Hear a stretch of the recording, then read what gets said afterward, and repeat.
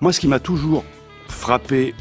dans le principe des primaires, c'est que ça revient à diviser la société entre un peuple de gauche et un peuple de droite. Donc là, c'est au peuple de gauche d'intervenir, et puis si Jean-François Copé et Fillon font la même chose, il y aura un jour au peuple de droite. Et c'est cette notion de peuple de gauche opposé au peuple de droite, descendant des sans-culottes aux descendants des chouans, qui s'est mise en place après l'affaire Dreyfus,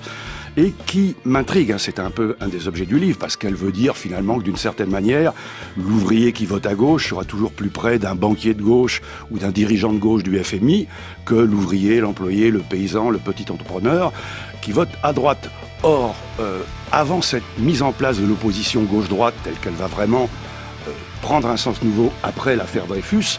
quand on regarde ce qu'était la classification politique tout au long du 19e siècle, il s'agissait moins d'opposer, pour les premiers socialistes ou les premiers anarchistes, la gauche à la droite, que les classes populaires ou le prolétariat aux différentes classes dominantes, bourgeoises ou débris de la féodalité. Et donc tout ce qui revient dire l'opposition n'est pas entre les classes populaires et les minorités privilégiées qui contrôlent l'argent, l'information, etc., mais au fond, c'est une coupe transversale qui sépare, qui met une partie de la classe dominante et du peuple contre une partie de la classe dominante et du peuple. Ça, c'est précisément ce contre quoi j'ai écrit. Alors, où Marx se présente-t-il,